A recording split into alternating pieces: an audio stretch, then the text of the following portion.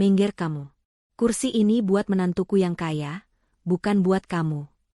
Bentak ibu mertuaku sambil mendorongku hingga jatuh dari kursi tepat saat makan malam keluarga. Lalu kakak iparku, tersenyum sinis dan duduk di kursi yang baru saja kududuki. Semua orang di sana menertawakanku. Kubalas mereka semua. Keesokan paginya, aku terbangun oleh 57 panggilan tak terjawab dari mereka. Karena, sebelum ceritanya dimulai, silahkan tulis di kolom komentar dari daerah mana saja teman-teman yang menonton cerita ini. Jangan lupa like dan subscribe agar channel ini bisa semakin berkembang dan bisa mempersembahkan cerita yang lebih menarik lagi. Malam itu, udara di restoran Imperial terasa berat dan menyesakan. Ini bukan jenis restoran yang biasa Tasya datangi. Langit-langitnya tinggi, dihiasi lampu kristal raksasa yang menumpahkan cahaya kuning mahal ke atas taplak meja putih bersih. Para pelayan bergerak nyaris tanpa suara di atas karpet beludru tebal. Aroma parfum mahal bercampur dengan bau samar steak dan anggur. Tasya merapatkan genggamannya pada lengan suaminya, Rizky. Rizky sendiri tampak tegang. Kemeja batik sutra yang dipakainya terasa kaku, dan keringat tipis membasahi pelipisnya. Ini adalah makan malam keluarga besar Rizky. Acara yang paling ditakuti Tasya. Tasya membenarkan letak hijab sederhananya. Ia hanya mengenakan gamis katun polos berwarna coklat muda. Di lautan manusia yang mengenakan perhiasan berkilauan dan jam tangan mewah, Tasya merasa seperti sehelai daun kering yang salah tempat. Rizky menariknya ke sebuah meja pribadi yang sangat panjang di ruangan semi tertutup. Di sana, keluarga inti suaminya sudah berkumpul. Ada ayah mertuanya, Pak Herman, seorang pria bertubuh besar dengan wajah kaku yang terus-menerus melihat jam tangannya. Di sebelahnya duduk Doni, kakak Rizky, yang sibuk menggulir layar ponselnya dengan ekspresi bosan. Di samping Doni, duduk istrinya, Kalina. Kalina adalah antitesis dari Tasya. Rambutnya disanggul sempurna, gaun merahnya memeluk tubuh, dan berlian di leher serta telinganya seakan bersaing dengan lampu kristal di atas mereka. Kalina melirik kedatangan Tasya dan Rizky, bibirnya yang merah menyala sedikit terangkat membentuk senyuman sinis. Rizky berdeham. Malam, ayah, Mas Doni, Mbak Kalina. Ayah mertuanya hanya mengangguk sekilas, tidak mengangkat pandangannya dari jam tangan. Doni bergumam tanpa menoleh. Hanya Kalina yang menjawab, suaranya terdengar manis namun penuh racun. Oh, kalian sudah datang? Kirain tidak jadi. Ibu tadi bilang, mungkin si gembel tidak punya baju yang pantas untuk dipakai ke sini. Wajah Rizky memerah. Kalina, jaga ucapanmu. Tasya istriku. Istri? Kalina tertawa kecil. Aku hanya bercanda, Rizky. Jangan tegang begitu. Tasya hanya menunduk. Ia sudah terbiasa. Selama 2 tahun pernikahannya dengan Rizky, ia tidak pernah dianggap ada. Ia adalah si gembel, si yatim piatu miskin yang entah bagaimana berhasil menjerat Rizky, anak kedua dari keluarga terpandang. Rizky menarik sebuah kursi untuk Tasya, di antara dirinya dan kursi kosong di ujung meja yang jelas disiapkan untuk Ibu Sarah. Tasya duduk dengan canggung. Ia meletakkan tas selempang kecilnya di pangkuan. Suasana hening. Hanya terdengar denting sendok dan garpu dari meja lain di luar ruangan mereka. Tasya merasa setiap detik merayap seperti siput. Ia mencoba tersenyum pada Rizky, namun suaminya itu sibuk menuangkan air putih ke gelasnya, menghindari tatapan mata Tasya. Rizky pengecut. Tasya tahu itu. Tapi ia masih mencintainya. Atau setidaknya, ia mencintai bayangan pria yang ia kira Rizky saat mereka pertama bertemu. 10 menit kemudian, pintu ruangan itu terbuka lebar. Ibu Sarah masuk. Ia mengenakan kaftan yang disulam benang emas, perhiasannya jauh lebih mencolok daripada Kalina. Wajahnya disapu riasan tebal, dan aroma parfumnya begitu kuat hingga membuat Tasya ingin bersin. Ibu Sarah berjalan masuk seperti seorang ratu yang memasuki istananya. Matanya yang tajam langsung memindai seisi meja. Ia tersenyum pada Kalina, mengangguk pada Doni dan suaminya, lalu matanya berhenti tepat pada Tasya. Ekspresi wajah Ibu Sarah langsung berubah dari angkuh menjadi jijik. Ia berjalan lurus ke arah Tasya. Rizky, melihat ibunya datang, buru-buru berdiri. Ibu, selamat malam. Ibu mau pesan. Diam kamu, bentak Ibu Sarah pada Rizky, sebelum mengalihkan seluruh perhatiannya pada Tasya yang masih duduk. Mau apa kamu di sini? Tasya mendongak, bingung. Saya datang bersama Mas Rizky, Bu. Oh, berani sekali kamu. Kamu pikir kamu siapa? Kamu pikir setelah menikah dengan anakku, kamu jadi bagian dari keluarga ini? Suara Ibu Sarah mulai meninggi, menarik perhatian beberapa pelayan yang berdiri di sudut. "Bu, tolong," bisik Rizky, mencoba menenangkan. Tapi Ibu Sarah mengabaikannya. Ia menunjuk wajah Tasya. "Dengar, gembel. Tempatmu bukan di sini. Kamu itu aib. Aib keluarga." Dan kemudian, hal itu terjadi. Dengan gerakan cepat yang mengejutkan, Ibu Sarah menumpukan kedua tangannya di bahu Tasya dan mendorongnya dengan sekuat tenaga. "Minggir kamu." Tasya tidak siap. Dorongan itu begitu kuat hingga kursi yang didudukinya tergeser ke belakang dan kehilangan keseimbangan. Tasya menjerit pelan saat ia, kursinya, dan semua harga dirinya, jatuh terguling ke lantai karpet yang tebal. "Kursi ini buat menantuku yang kaya, bukan buat gembel sepertimu. Keluar dari sini. Acara ini hanya untuk keluarga terhormat." Teriakan Ibu Sarah menggema di seluruh ruangan. Untuk sesaat, dunia berhenti. Hanya ada suara napas Tasya yang terengah-engah. Hijabnya menjadi miring, menampakkan sedikit rambutnya. Tas kecilnya terlempar, isinya berceceran di lantai. Sebuah dompet tipis, ponsel lama, dan sebatang lip balm. Lalu, tawa itu meledak. Itu dimulai dari Kalina. Ia menutup mulutnya, tapi matanya menari-nari penuh kemenangan. Lalu Doni ikut tertawa, tawa yang dalam dan meremehkan. Beberapa kerabat lain di meja itu ikut tersenyum canggung, tidak berani menertawakan tapi juga tidak berani membela. Ayah mertuanya, Pak Herman, hanya menghela napas panjang, tampak kesal karena keributan itu, bukan karena penghinaannya. Tasya membeku di lantai. Ia tidak merasakan sakit fisiknya. Yang ia rasakan adalah tusukan ribuan jarum es di hatinya. Ia melihat ke sekeliling. Tawa. Senyum sinis. Wajah-wajah yang memandangnya seperti ia adalah sampah. Kalina, dengan gerakan yang anggun seolah sedang menari, berdiri dari kursinya, melangkahi kaki Tasya yang masih tergeletak, dan duduk dengan angkuh di kursi yang baru saja diduduki Tasya. Ia menepuk-nepuk sandaran kursi itu. "Ah, terima kasih, Ibu. Kursi ini memang jauh lebih nyaman." Semua orang kembali tertawa. Tasya menahan air matanya. Ia tidak akan menangis. Tidak di sini. Matanya mencari satu orang. Satu-satunya alasannya berada di sana. Rizky. Suaminya itu berdiri mematung. Wajahnya pucat pasi. Tangannya terkepal di sisi tubuhnya. Ia menatap ibunya, lalu menatap Tasya di lantai, lalu kembali ke ibunya. Ia membuka mulut, tapi tidak ada suara yang keluar. Ia seperti ikan yang terdampar di daratan, megap-megap mencari udara, mencari keberanian yang tidak pernah ia miliki. Melihat suaminya yang hanya diam, sesuatu di dalam diri Tasya retak dan pecah selamanya. Cinta yang ia pertahankan, harapan yang ia pupuk, semuanya hancur berkeping-keping di lantai restoran mahal itu. Dengan martabat yang tersisa, Tasya mulai memunguti barang-barangnya. Ia memasukkan kembali dompet dan ponselnya ke dalam tas. Ia merapikan hijabnya dengan tangan yang gemetar hebat. Ia berusaha berdiri, namun kakinya terasa lemas. Akhirnya, Rizky bergerak. Tapi ia tidak membentak ibunya. Ia tidak memarahi Kalina. Ia tidak membela Tasya. Ia hanya berjalan ke arah Tasya, menarik lengan istrinya itu dengan kasar hingga berdiri. "Kita pulang," desisnya, suaranya rendah dan penuh amarah yang salah sasaran. Rizky tidak berkata apa-apa lagi. Ia tidak mengucapkan selamat tinggal pada keluarganya. Ia menyeret Tasya keluar dari ruangan itu, melewati tatapan kasihan para pelayan dan tatapan penasaran para tamu lain. Penghinaan itu begitu sempurna, begitu terbuka. Perjalanan pulang adalah siksaan dalam keheningan. Tasya duduk tegak di kursi penumpang, menatap lurus ke depan. Air matanya sudah kering bahkan sebelum sempat keluar. Ia bisa melihat Rizky di sampingnya, mencengkeram setir begitu erat hingga buku-buku jarinya memutih.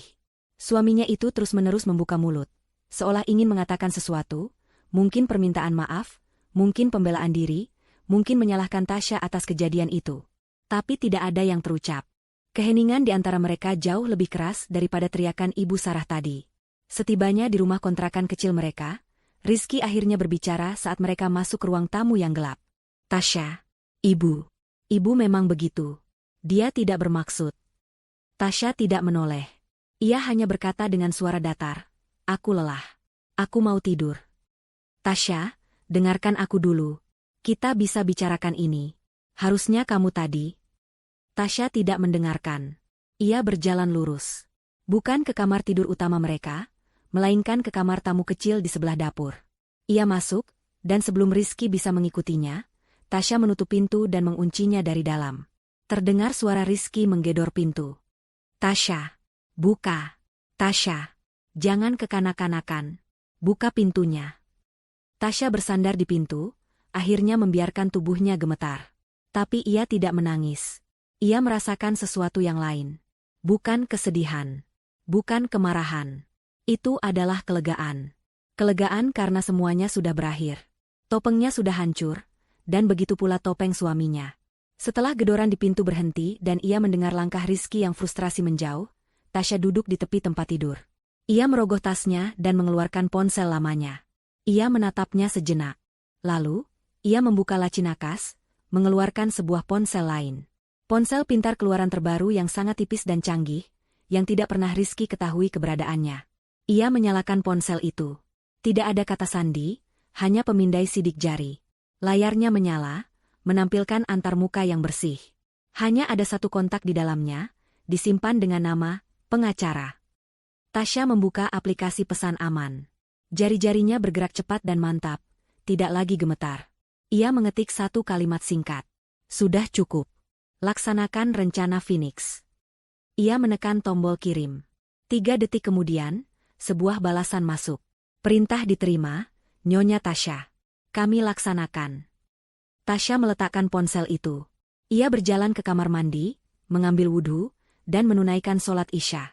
Malam itu, untuk pertama kalinya setelah sekian lama, ia merasa damai. Si gembel sudah mati malam ini di lantai restoran itu. Besok, seorang ratu akan bangkit dari abunya. Alarm di ponsel lama Tasya berbunyi tepat pukul 4 pagi. Tapi Tasya sudah bangun sejak 1 jam sebelumnya. Ia tidak tidur sama sekali. Ia duduk di sajadahnya, menyelesaikan wirid panjang. Kejadian semalam terputar ulang di benaknya, bukan sebagai kenangan menyakitkan, tapi sebagai rekaman data yang kering.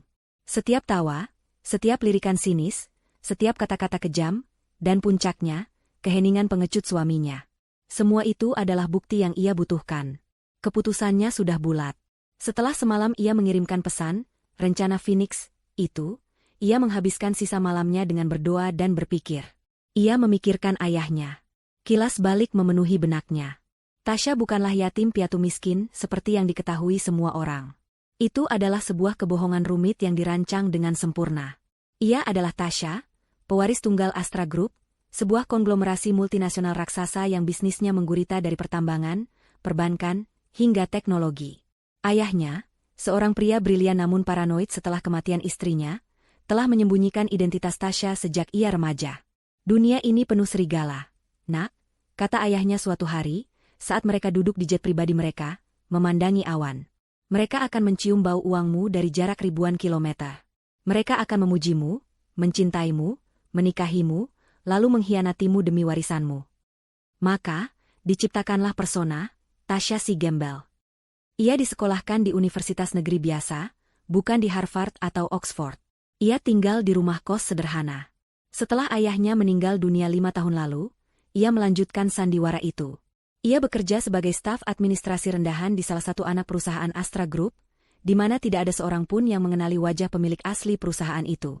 Semua operasional perusahaan dipegang oleh dewan direksi yang sangat loyal pada ayahnya, dipimpin oleh seorang pria bernama Pak Budi. Tasya melakukan semua ini hanya untuk satu hal, mencari cinta sejati. Seseorang yang akan mencintainya apa adanya, saat ia tidak memiliki apa-apa. Lalu ia bertemu Rizky. Rizky adalah seorang manajer junior di perusahaan lain. Ia tampak berbeda. Ia sopan, religius, dan tampak tidak peduli pada fakta bahwa Tasya hanya seorang admin miskin. Ketika ia melamar Tasya, ia menangis bahagia. Ia pikir ia telah menemukannya. Ia pikir ia telah memenangkan pertaruhan ayahnya. Pertemuan dengan keluarga Rizky adalah tamparan pertama. Ibu Sarah dan Kalina terang-terangan membencinya. Mereka menyebutnya pembawa sial dan benalu. Tapi Rizky membelanya. Aku mencintai Tasya apa adanya, Bu, katanya saat itu. Tasya memegang erat kata-kata itu. Ia menoleransi semua hinaan, semua cibiran, demi kata-kata itu. Namun, ayahnya tidak hanya mengajarinya untuk bersembunyi. Ia juga mengajarinya untuk berperang. Rencana Phoenix, ayahnya pernah menjelaskan, adalah rencana darurat. Jika seseorang yang kau percayai mengkhianatimu, rencana ini akan membakar dunia mereka sampai ke tanah, dan kau akan bangkit dari abunya, persis seperti burung Phoenix. Secara spesifik, rencana Phoenix ini menargetkan perusahaan permata, perusahaan tekstil milik keluarga Rizky. Ayah Tasya, jauh sebelum Tasya bertemu Rizky, sudah tahu bahwa Pak Herman adalah pebisnis yang gegabah. Perusahaan permata dibangun di atas gunung utang. Selama bertahun-tahun, secara diam-diam melalui perusahaan cangkang, Astra Group telah membeli semua utang itu. Keluarga Adijaya, keluarga Rizky, secara teknis berutang triliunan rupiah kepada Tasya. Yang dibutuhkan hanyalah satu pemicu untuk menarik pelatuknya. Tadi malam, di lantai restoran itu, Ibu Sarah telah menarik pelatuknya. Dan Rizky membiarkannya. Ujian terakhir telah gagal. Tasya menyelesaikan sholat subuhnya. Hatinya tenang. Tidak ada keraguan, tidak ada penyesalan. Ia melipat mukenanya dengan rapi. Saat itulah ia mendengar ponsel lamanya bergetar hebat di atas nakas. Ia mengambilnya. Layarnya menyala, menunjukkan rentetan notifikasi.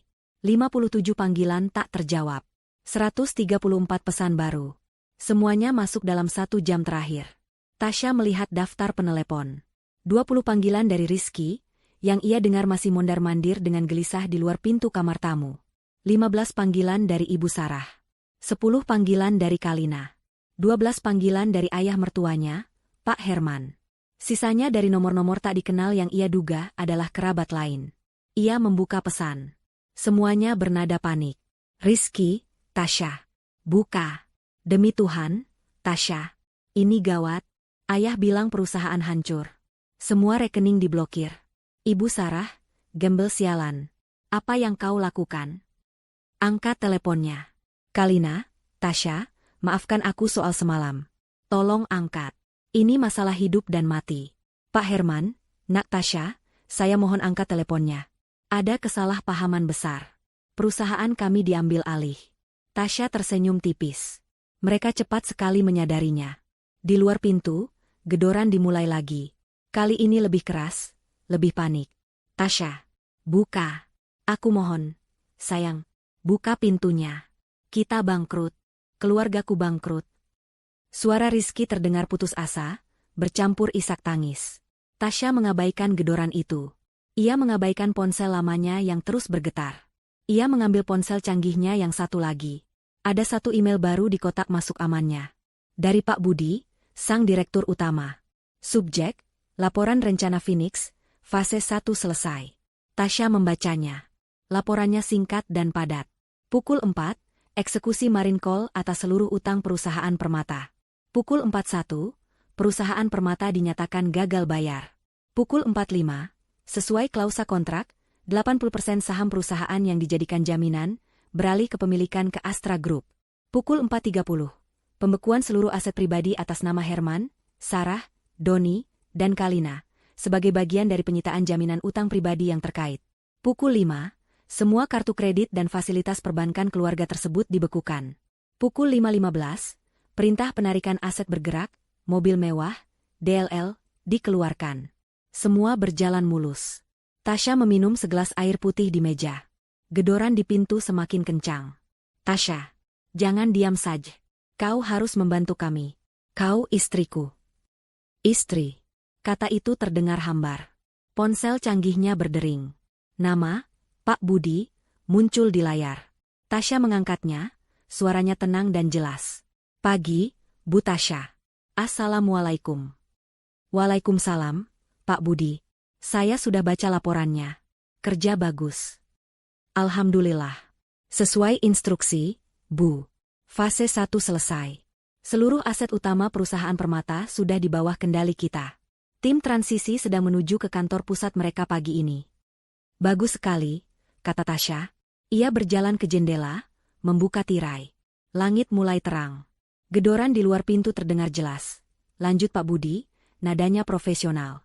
Apa Ibu baik-baik saja? Saya sangat baik, Pak. Itu hanya suara masa lalu saya yang sedang sekarat. Jawab Tasya, datar. Bagaimana dengan kakak ipar saya, Doni? Ah, ya. Seperti dugaan Ibu, kami menemukan bukti kuat penyelewengan dana dan korupsi yang dia lakukan di perusahaan ayahnya. Dia mentransfer miliaran rupiah ke rekening luar negeri atas nama Kalina. Itu mempercepat proses pembekuan aset mereka. Simpan bukti itu. Jangan serahkan ke polisi dulu. Saya ingin menggunakannya secara pribadi. Baik, Bu. Lalu, apa instruksi selanjutnya? Sesuai rencana, kami akan tetap anonim sebagai Astra Group, investor misterius. Tasya terdiam sejenak. Ia melihat ke pintu kamar tamu yang digedor-gedor. Ia mendengar suaminya menangis dan memohon. Tidak, Pak Budi. Ubah rencananya, kata Tasya tiba-tiba. Ubah, Bu? Ya. Saya tidak mau bersembunyi lagi. Saya mau mereka tahu siapa yang melakukan ini.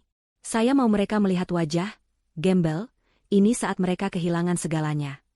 Pak Budi terdiam sesaat di seberang sana. Saya mengerti, Bu. Sebuah langkah yang berani. Apa yang Ibu ingin kami lakukan? Atur pertemuan. Hari ini, jam 10 pagi, perintah Tasya. Lokasinya di sini, di rumah ini. Suruh seluruh keluarga inti Pak Herman datang. Rizky, Ibu Sarah, Pak Herman, Doni, dan Kalina. Wajib hadir. Alasan pertemuannya, Bu? Katakan pada mereka, perwakilan dari pemilik baru Astra Group akan datang untuk mendiskusikan transisi aset dan mungkin menawarkan solusi. Beri mereka harapan. Harapan palsu, simpul Pak Budi. Saya mengerti. Akan saya atur. Pengacara kami akan menghubungi Pak Herman. Satu hal lagi, Pak Budi. Ya, Bu. Siapkan tim legal terbaik. Dan kirim tim pengawal pribadi saya ke sini. Jemput saya pukul 9.30. Jangan lewat pintu depan. Lewat pintu belakang saja. Saya tidak ingin bertemu suami saya sebelum pertemuan dimulai. Siap dilaksanakan, Bu Tasya. Terima kasih. Tasya menutup telepon. Gedoran di pintu mendadak berhenti. Hening. Lalu terdengar suara Rizky lagi, kali ini lirih dan kalah. Tasya, tolong, aku minta maaf soal semalam. Aku salah. Aku pengecut. Tolong jangan tinggalkan aku. Tolong bantu keluargaku. Tasya menutup matanya. Permintaan maaf itu datang terlambat. Permintaan maaf itu keluar bukan karena penyesalan atas penghinaan yang Tasya terima, tapi karena ketakutan akan kemiskinan yang akan mereka derita. Tasya tidak menjawab. Ia berjalan ke lemari pakaian kecil di kamar itu. Ia mendorong gantungan berisi gamis-gamis sederhananya ke samping, memperlihatkan sebuah panel palsu di dinding belakang. Ia membukanya. Di dalamnya, tergantung rapi beberapa setel pakaian yang sangat berbeda. Power suit mahal, blus sutra, dan rok pensil yang dijahit khusus. Tasya mengambil satu setel pakaian berwarna biru tua yang elegan. Ia juga mengambil satu set hijab sutra yang serasi. Ia akan bersiap. Pukul 10 pagi ini, keluarga Adijaya akan bertemu langsung dengan si gembel. Dan mereka akan belajar, dengan cara yang sangat keras, apa arti dari kata penghinaan. Pukul 5:30 pagi di kediaman megah keluarga Adijaya. Biasanya, rumah itu masih senyap. Para asisten rumah tangga bergerak pelan menyiapkan sarapan. Namun pagi ini, kediaman itu seperti pasar yang baru saja terbakar. Kekacauan dimulai dari kamar utama. Ibu Sarah terbangun bukan karena alarm, tapi karena notifikasi di ponselnya. Tagihan listrik otomatis bulanannya gagal dibayar. Ia mengerutkan dahi. Aneh. Ia mencoba lagi. Gagal. Dengan kesal, ia membuka aplikasi belanja online-nya, mencoba membeli tas edisi terbatas yang sudah ia incar. Transaksi ditolak. Apa-apaan ini? Geramnya. Ia mencoba kartu kredit platinumnya. Ditolak. Ia mencoba kartu emasnya. Ditolak. Ia mencoba kartu debit prioritasnya. Saldo tidak mencukupi. Herman. Ia mengguncang suaminya, Pak Herman, yang masih tidur. Bangun. Semua kartuku diblokir. Apa yang kau lakukan? Kau tidak bayar tagihan? Pak Herman bergumam, masih setengah tertidur. Omong kosong apa, Sarah? Uang kita tidak ada serinya. Mungkin bannya sedang. Sebelum ia menyelesaikan kalimatnya, pintu kamar mereka digedor brutal. Ayah. Ibu. Gawat. Ayah. Itu suara Doni, putra sulung mereka. Pak Herman melompat dari tempat tidur, jantungnya berdebar. Ia membuka pintu. Doni berdiri di sana hanya dengan celana piyama, wajahnya sepucat mayat. Polisi, bukan penagih utang. Mereka di depan. Mereka mau menarik mobil Kalina. Apa? Ibu Sarah menjerit. Benar saja, dari jendela depan mereka bisa melihat sebuah truk derek besar sudah bersiap di depan gerbang. Dua orang berbadan tegap sedang berdebat sengit dengan satpam. Di belakang mereka, Kalina, menantunya, berlari keluar rumah dengan gaun tidurnya yang tipis, menjerit-jerit histeris. "Jangan, pergi kalian. Itu mobilku. Kalian tidak tahu siapa kami," raung Kalina, mencoba menghalangi truk derek itu. Pak Herman dan Doni berlari ke bawah, diikuti Ibu Sarah. "Ada apa ini?" "Saya pemilik rumah ini," bentak Pak Herman pada petugas itu. Petugas berbadan tegap itu menoleh, wajahnya datar. Ia menunjukkan surat perintah. "Kami dari perusahaan Leasing. Ada tunggakan pembayaran atas mobil Ferrari merah ini. Kami diperintahkan untuk menarik unit." "Tunggakan? Omong kosong," seru Doni. "Mobil itu sudah lunas." "Data kami bilang belum, Pak. Ada utang yang baru diaktifkan terkait unit ini. Jika Bapak bisa bayar lunas sekarang, 5 miliar rupiah, kami akan pergi," kata petugas itu. Mulut Doni terbuka. 5 miliar. Ia merogoh ponselnya, mencoba membuka aplikasi bannya. Wajahnya semakin pucat.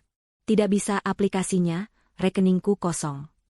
Di saat yang sama, Ibu Sarah, yang masih di teras, berteriak di telepon. Ia mencoba menelepon manajer bank pribadinya. "Apa maksudmu rekening dibekukan? Saya ini nasabah prioritas. Kamu tidak tahu siapa saya. Saya Ibu Sarah. Buka blokirnya sekarang atau saya pecat kamu." Suara di seberang telepon terdengar tenang dan dingin. "Maaf, Bu Sarah. Ini perintah langsung dari pusat. Seluruh aset atas nama Ibu, Bapak Herman, Tuan Doni, dan Nyonya Kalina dibekukan pagi ini. Ini terkait gagal bayar utang di perusahaan Permata." Ponsel itu jatuh dari genggaman Ibu Sarah. Gagal bayar. Perusahaan Permata. Di depan gerbang, Kalina sudah berguling-guling di tanah. "Tidak. Mobilku. Jangan." Truk derek itu tidak peduli. Mereka berhasil mengaitkan mobil sport merah itu, dan mulai menariknya pergi. "Herman, telepon kantor. Cari tahu apa yang terjadi," jerit Ibu Sarah, suaranya kini pecah oleh ketakutan. Pak Herman tidak perlu menelepon. Ia sudah berdiri mematung di ruang tamu, menatap layar tabletnya. Di sana, terpampang berita utama dari portal berita bisnis terbesar di negara itu. Berita kilat, raksasa tekstil perusahaan Permata jatuh dalam semalam. Diakuisisi paksa oleh investor misterius, Astra Group. Artikel itu menjelaskan semuanya dengan rinci. Tentang utang raksasa yang tersembunyi. Tentang bagaimana Astra Group, sebuah entitas bisnis yang nyaris tak terdengar namun memiliki kekuatan finansial tak terbatas, telah membeli semua utang itu selama bertahun-tahun. Dan tadi malam, tepat pukul 4 pagi, mereka melakukan marine call, permintaan pembayaran instan atas seluruh utang. Tentu saja, perusahaan Permata tidak bisa membayarnya. Dalam hitungan menit, sesuai kontrak jaminan yang pernah ditandatangani Pak Herman dengan gegabah bertahun-tahun lalu, 80% saham perusahaan berpindah tangan. Mereka bangkrut. Tablet itu jatuh ke lantai marmer, layarnya retak. Pak Herman ambruk ke sofa. Pria besar yang angkuh itu kini terlihat seperti balon kempis. Ia menatap kosong ke depan. Habis. Semuanya habis. Tidak. Tidak mungkin. Ibu Sarah mencengkeram kerah baju suaminya. "Bagaimana bisa? Kenapa kamu bisa berutang sebanyak itu?" "Aku tidak tahu. Utang itu, harusnya masih lama. Seseorang sengaja melakukan ini." Lirih Pak Herman. Kalina masuk, air matanya luntur berantakan, gaun tidurnya kotor oleh tanah. "Ini semua gara-gara dia," pekiknya, menunjuk ke arah pintu. "Ini semua gara-gara si gembel itu. Sejak dia masuk ke keluarga ini, kita selalu sial. Dia pembawa sial." Ibu Sarah terdiam. Matanya membelalak. "Sial. Gembel. Tadi malam. Penghinaan." "Benar," desis Ibu Sarah. "Si gembel itu. Ini pasti ada hubungannya dengan dia." "Rizky. Di mana Rizky?" Ia menyambar ponselnya dan menelepon Rizky. Anaknya itu mengangkat pada dering pertama, suaranya terdengar panik dan terisak. "Ibu. Perusahaan hancur. Semua?" "Aku tidak peduli," potong Ibu Sarah. "Rizky, cepat bawa istrimu si gembel itu ke sini. Kita harus memohon padanya, atau kita jual dia untuk bayar utang. Cepat, bawa dia ke sini sekarang." Ibu Sarah membanting telepon. Ia mondar-mandir seperti singa betina yang terluka. Ia tidak tahu siapa Astra Group, tapi ia tahu siapa yang harus disalahkan. Tasya. Saat itulah, ponsel Pak Herman yang tergeletak di lantai, berdering. Sebuah nomor tak dikenal. Dengan tangan gemetar, Pak Herman mengangkatnya dan menyalakan speaker. Suara seorang pria yang tenang dan profesional terdengar. "Selamat pagi. Saya berbicara dengan Bapak Herman?" Ya, ini saya," jawab Pak Herman, suaranya lemah. "Saya Bintang, dari tim legal Astra Group. Kami mewakili pemilik baru perusahaan Permata." Seluruh ruangan hening. Ibu Sarah, Kalina, dan Doni membeku, menatap ponsel itu seolah itu adalah seekor ular berbisa. "Ada apa? Kalian sudah mengambil semuanya. Apalagi yang kalian mau?" tanya Pak Herman. "Pemilik baru kami," lanjut suara itu, mengabaikan pertanyaan Pak Herman, "bersedia untuk bertemu dengan Anda dan keluarga inti Anda pagi ini.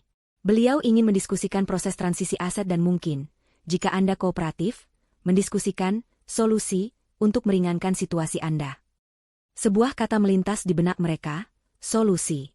Harapan. Ibu Sarah langsung merebut ponsel itu. Ya, kami mau." "Di mana? Kapan?" "Kami akan datang ke kantor Anda. Kami akan bersujud. Kami akan melakukan apa saja." "Tidak perlu, Bu," jawab suara itu, masih tenang. "Pemilik baru kami meminta pertemuan diadakan di tempat yang lebih netral. Pukul 10 pagi ini. Di kediaman Tuan Rizky Adijaya." Hening lagi. Di rumah Rizky?" ulang Ibu Sarah, bingung. "Benar. Pastikan Bapak Herman, Ibu Sarah, Tuan Doni, dan Nyonya Kalina hadir tepat waktu. Perwakilan kami akan tiba di sana pukul 10 tepat. Selamat pagi." Telepon ditutup. Mereka berempat saling pandang. Kebingungan, ketakutan, dan sepercik harapan liar bercampur aduk. "Kenapa di rumah Rizky?" tanya Kalina. "Mungkin mereka tahu si gembel itu istri Rizky. Mungkin mereka kasihan pada kita," seru Ibu Sarah. "Tidak ada waktu," bentak Pak Herman, tiba-tiba menemukan sisa-sisa wibawanya. "Doni, Kalina, cepat ganti baju. Pakai baju terbaik kalian. Kita harus terlihat pantas. Ibu, cuci mukamu. Kita akan memohon. Kita akan merendahkan diri kita. Apapun asal perusahaan kembali." Dalam sekejap, keluarga yang baru saja hancur itu bergerak serempak. Mereka berlari ke kamar masing-masing, berebut kamar mandi, mencari pakaian termahal mereka yang tersisa. Mereka akan pergi ke rumah kontrakan kecil Rizky yang mereka hina. Mereka akan bertemu pemilik misterius Astra Group. Dan mereka akan memohon demi hidup mereka. Rizky bersandar di pintu kamar tamu. Tubuhnya luruh ke lantai yang dingin. Ia sudah di sana sejak 1 jam lalu, sejak ia menutup telepon dari ibunya. Pikirannya kacau. Hancur. Bangkrut. Perusahaan ayahnya hilang dalam semalam. Semua rekening dibekukan. Tapi bukan itu yang paling menakutinya. Yang paling menakutinya adalah keheningan di balik pintu ini. Setelah subuh tadi, gedorannya yang panik tidak dijawab. Tapi ia tahu Tasya ada di dalam. Ia mendengarnya. Ia mendengar suara air wudhu. Ia mendengar gumaman lirih doa. Dan yang paling mengerikan, sekitar pukul 6 pagi, ia mendengar Tasya berbicara di telepon. Itu bukan suara Tasya, si gembel, yang ia kenal.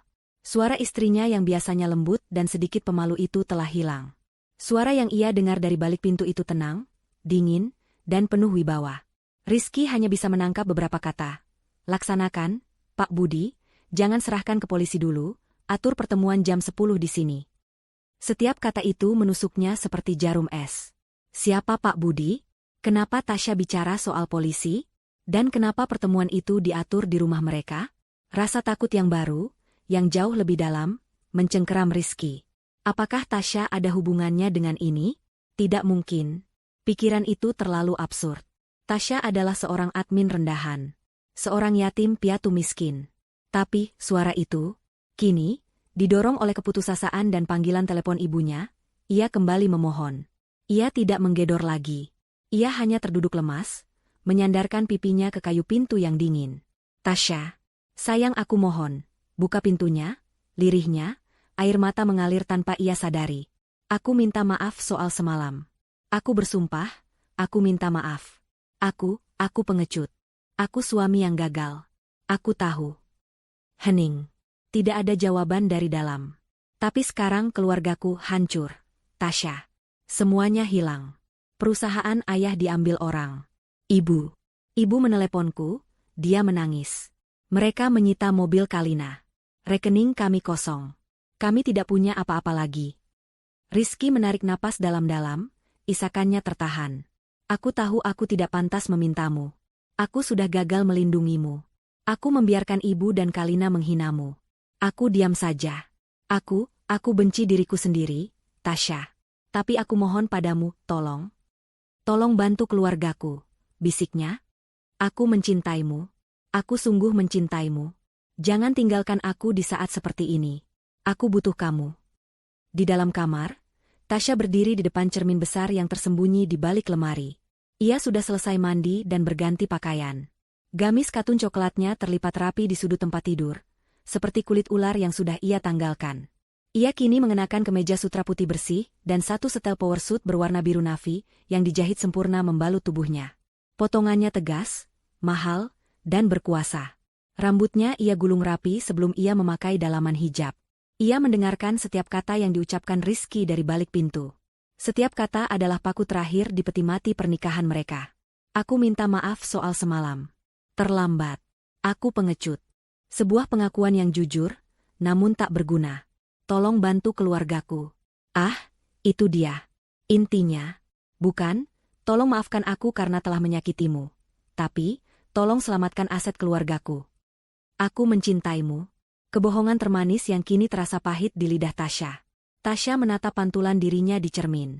Mata wanita di cermin itu tenang, tajam, dan tanpa ampun. Cintamu tidak cukup kuat untuk membelaku. Batin Tasya menjawab Rizky dalam hatinya. Cintamu bersyarat. Dan kini syaratnya sudah hilang. Ia meraih hijab sutra yang serasi, warnanya senada dengan jasnya. Dengan gerakan yang terlatih dan anggun, ia mulai melilitkannya di kepalanya. Setiap lipatan rapi, setiap jarum pentul tersemat dengan presisi. Ini bukan lagi hijab sederhana, si gembel. Ini adalah mahkota. Bel rumah mereka berbunyi. Bukan bunyi, ding-dong, biasa, tapi bunyi bel yang ditekan berkali-kali, panik, dan tidak sabar. Rizky tersentak. Pukul 9 pagi. Pasti keluarganya.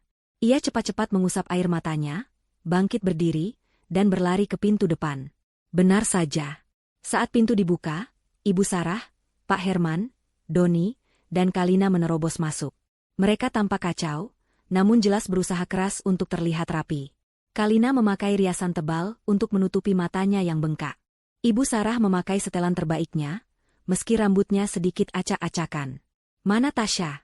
Bentak Ibu Sarah, matanya memindai seisi ruang tamu kontrakan yang sempit itu dengan jijik. Dia di kamar, Bu, jawab Rizky gugup. Suruh dia keluar. Perintah Ibu Sarah. Dia harus ikut memohon dengan kita. Dia kan istri. Tidak, potong Pak Herman, suaranya berat. Dia tidak boleh ada di sini. Perwakilan Astra Group akan datang. Kita tidak mau si gembel itu mempermalukan kita dan merusak negosiasi. Suruh dia tetap di kamar. Kunci dia kalau perlu. Kalina mengangguk setuju. Benar. Aku tidak mau si pembawa sial itu ada di dekatku saat orang penting datang. Rizky, buatkan minum. Teh atau kopi. Siapkan yang terbaik yang ada di dapur jahanam ini. Rizky, yang biasanya akan membela Tasya, kini terlalu bingung dan takut untuk berdebat. Ia hanya mengangguk dan berjalan ke dapur dengan langkah gontai. Keluarga itu duduk dengan tegang di sofa kecil. Mereka merapikan pakaian mereka, berlatih ekspresi memelas. Ibu Sarah bahkan mencoba mempraktikkan cara menangis yang terlihat paling menyedihkan. Ingat, kata Pak Herman, kita serahkan semua pada ayah. Kalian diam saja. Kita akan bilang ini kesalahpahaman. Kita akan minta keringanan. Kita akan cium kaki mereka kalau perlu. Mereka menunggu. Detik terasa seperti menit. Menit terasa seperti jam. Suara jam dinding di ruang tamu terdengar begitu keras. Tik, tok, tik, tok. Pukul 9:59. Mereka semua menahan napas, mata mereka tertuju pada pintu depan, menunggu bel berbunyi. Menunggu kedatangan penyelamat atau algojo mereka. Lalu, sebuah suara memecah keheningan. Bukan dari pintu depan. Klik. Itu adalah suara kunci yang diputar dari dalam. Semua kepala, Rizky yang baru keluar dari dapur, Ibu Sarah, Pak Herman, Doni, dan Kalina, menoleh serempak ke arah pintu kamar tamu. Pintu itu berderit pelan saat terbuka. Dan di ambang pintu, berdiri seorang wanita. Itu bukan Tasya, si gembel, yang mereka kenal. Bukan wanita bergamis kusam dengan tatapan mata yang selalu menunduk. Wanita yang berdiri di sana tinggi, tegap, dan memancarkan aura kekuasaan yang begitu pekat hingga membuat udara di ruangan itu terasa tipis. Ia mengenakan setelan biru navy yang harganya mungkin lebih mahal dari gabungan gaji mereka setahun. Hijab sutranya tertata sempurna. Wajahnya yang cantik kini terlihat dingin dan berwibawa. Matanya yang dulu sendu, kini menatap lurus ke arah mereka, tajam seperti belati obsidian. Di belakangnya, di lorong kecil, entah sejak kapan sudah berdiri dua pria berbadan tegap mengenakan jas hitam dan ERPC. Keluarga Adijaya membeku. Mulut mereka terbuka. Tasya melangkah maju ke tengah ruangan. Ia melihat nampan berisi cangkir teh di tangan Rizky yang gemetar. Aku rasa, suara Tasya terdengar jelas, tenang, dan menusuk. Mereka tidak akan minum teh. Ia menatap satu persatu wajah mereka yang pucat pasi. Selamat pagi, katanya. Kalian menunggu perwakilan dari Astra Group? Tasya tersenyum tipis, senyuman yang tidak mencapai matanya. Perkenalkan, saya Tasya, pemilik Astra Group. Rapatnya bisa kita mulai sekarang. Keheningan yang pecah di ruang tamu sempit itu lebih memekakan telinga daripada teriakan Ibu Sarah semalam. Nampan berisi cangkir-cangkir teh bergetar di tangan Rizky, sebelum akhirnya jatuh ke lantai. Suara keramik pecah dan air panas yang tumpah memercik kemana-mana. Tapi tidak ada yang bergerak untuk membersihkannya. Tidak ada yang berkedip. Mereka berlima, Rizky, Ibu Sarah, Pak Herman, Doni, dan Kalina, hanya bisa menatap sosok wanita yang berdiri di ambang pintu kamar tamu. Rizky adalah yang pertama menemukan suaranya, meski yang keluar hanyalah bisikan serak. Tasya, apa maksudmu? Kalina tertawa. Tawa yang sumbang, kering, dan penuh histeria. Hah? Apa katanya tadi? Pemilik Astra Group? Hahaha. Tasya, kamu sudah gila, ya? Kamu pasti sudah gila karena kejadian semalam. Gembel sepertimu? Pemilik perusahaan? Ibu Sarah, setelah beberapa detik membeku, akhirnya meledak. Wajahnya memerah padam, lebih marah dari yang pernah Tasya lihat. Bohong. Dasar gembel tidak tahu diri. Kau pikir kau siapa? Kau pasti disuruh seseorang. Iya kan? Kau pasti jalangnya orang kaya di luar sana. Kau mau menipu kami. Ibu Sarah melangkah maju, tangannya terangkat, siap menampar wajah Tasya. Tapi ia tidak pernah sampai. Salah satu pria berjas hitam yang berdiri di belakang Tasya bergerak dengan kecepatan kilat. Ia tidak menyentuh Ibu Sarah. Ia hanya berdiri di antara Tasya dan ibu mertuanya itu, sebuah dinding manusia yang diam namun mengintimidasi. Ibu Sarah terhuyung mundur, kaget melihat reaksi cepat itu. Tasya bahkan tidak bergeming. Ia hanya menatap Ibu Sarah dengan dingin. Cukup, Bu Sarah. Suaranya tenang, namun mematikan. Saya sarankan Anda duduk. Kita punya banyak hal untuk dibicarakan. Pak Herman, yang sedari tadi dia menganalisis situasi, akhirnya angkat bicara. Otak bisnisnya berputar, mencoba mencari penjelasan logis. Ini pasti jebakan. Ini pasti sebuah sandiwara yang rumit. Nak Tasya, katanya, mencoba memakai nada kebapakan yang diplomatis. Kami sedang menunggu orang yang sangat penting. Perwakilan dari Astra Group. Tolong, jangan buat lelucon di saat seperti ini. Ini masalah hidup dan mati bagi kami. Sekarang, bawa pengawalmu ini, entah kau sewa dari mana, dan masuk kembali ke kamarmu. Biarkan kami yang mengurus ini. Tasya tersenyum. Senyuman itu yang akhirnya menghancurkan harapan mereka. Itu bukan senyum Tasya, si gembel, yang penurut. Itu adalah senyum seorang predator yang telah memojokkan mangsanya. Anda benar, Pak Herman. Ini masalah hidup dan mati.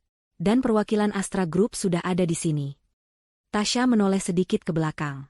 Pria berjas hitam kedua, yang tadi tidak bergerak, melangkah maju. Dia bukan pengawal berotot seperti yang pertama.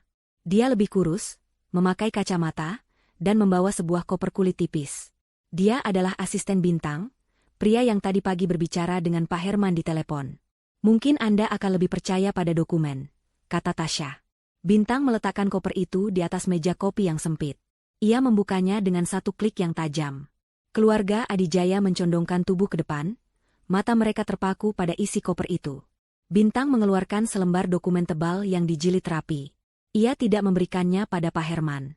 Ia memberikannya pada Tasya. Ini adalah akta kepemilikan Astra Group, Nyonya Tasya, kata Bintang, suaranya profesional dan hormat. Dialihkan secara sah dari almarhum ayah Anda, 5 tahun lalu, saat Anda genap berusia 25 tahun. Mata Pak Herman membelalak. Ia tahu nama ayah Tasya. Ia tidak pernah menyelidikinya, hanya tahu dia sudah meninggal. Tapi nama yang tertera di dokumen itu adalah nama seorang legenda bisnis yang menghilang secara misterius dari publik bertahun-tahun lalu. Nama yang dikabarkan mengendalikan kerajaan bisnis dari balik bayang-bayang. Tidak mungkin. Desis Pak Herman. Bintang mengeluarkan dokumen kedua. Ini adalah surat perintah eksekusi aset perusahaan Permata, yang telah ditandatangani dan disahkan oleh pengadilan pagi ini, pukul 5.30. Dokumen ketiga. Dan ini adalah daftar lengkap jaminan utang pribadi yang ditandatangani oleh Tuan Herman, Nyonya Sarah, dan Tuan Doni, yang mencakup semua aset tidak bergerak, termasuk rumah mewah Anda, 3 mobil lain yang belum disita, dan bahkan rumah kontrakan ini. Rizky terhuyung ke belakang seolah baru saja ditinju. Rumah ini? Tapi, ini aku yang menyewa? Anda menyewa dari siapa, Mas Rizky? Tanya Tasya lembut, namun mematikan. Pemilik kontrakan ini berutang pada perusahaan ayahmu. Dan perusahaan ayahmu berutang padaku. Secara teknis, aku adalah pemilik baru dari utang sewa MU. Selamat, Anda sekarang adalah penyewa saya. Itu adalah paku terakhir. Penyangkalan mereka hancur berkeping-keping. Kalina ambruk ke sofa. Tidak mungkin. Doni menatap Tasya dengan ngeri, seolah baru pertama kali melihat hantu. Ibu Sarah menunjuk Tasya dengan jari gemetar. Kau menipu kami. Kau iblis. Kau menikah dengan anakku hanya untuk menghancurkan kami. Tasya akhirnya bergerak. Ia berjalan pelan melewati mereka, mengabaikan pecahan keramik di lantai. Sepatu hak mahalnya berbunyi pelan di lantai ubin yang murah. Ia berjalan ke satu-satunya sofa tunggal di ruangan itu, kursi favorit Pak Herman, dan duduk dengan anggun.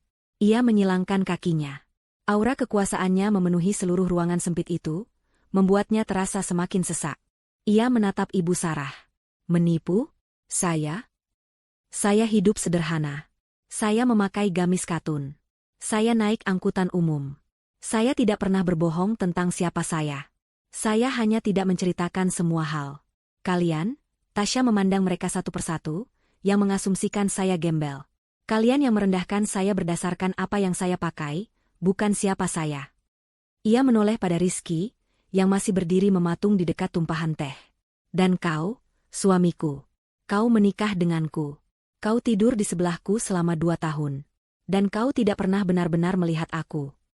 Rizky akhirnya luruh ke lantai, berlutut. Tasya aku tidak tahu. Tentu saja kau tidak tahu, kata Tasya, suaranya datar. Kau terlalu sibuk mengkhawatirkan apa kata ibumu. Kau terlalu sibuk merasa malu membawaku ke keluargamu. Kau tidak pernah bertanya tentang hidupku. Kau tidak pernah bertanya tentang orang tuaku. Kau hanya menikmati peranmu sebagai pahlawan yang menikahi gadis miskin. Tasya mengalihkan pandangannya kembali ke Pak Herman. Sekarang, mari kita bicara bisnis. Seperti yang asisten Bintang katakan, Astra Group kini adalah pemilik sah perusahaan Permata. Kalian di sini karena saya memberi kalian satu kesempatan terakhir. Bukan untuk bernegosiasi, tapi untuk mendengarkan. Asisten Bintang, perintah Tasya, tolong jelaskan pada mereka status mereka saat ini. Saya tidak suka mengulang. Bintang mengangguk. Ia berdiri tegak, memegang tabletnya. Baik, Nyonya Tasya. Bapak Herman, Nyonya Sarah, Tuan Doni, Nyonya Kalina. Per detik ini, status kalian adalah bangkrut. Kalian tidak memiliki apa-apa. Rumah mewah kalian akan disegel siang ini. Kalian punya waktu 2 jam untuk mengambil barang-barang pribadi. 2 jam? Jerit Kalina. Bintang mengabaikannya. Semua rekening bank, deposito, dan investasi kalian telah dibekukan secara permanen untuk menutupi sebagian kecil dari utang kalian. Kalian tidak punya uang sepeser pun.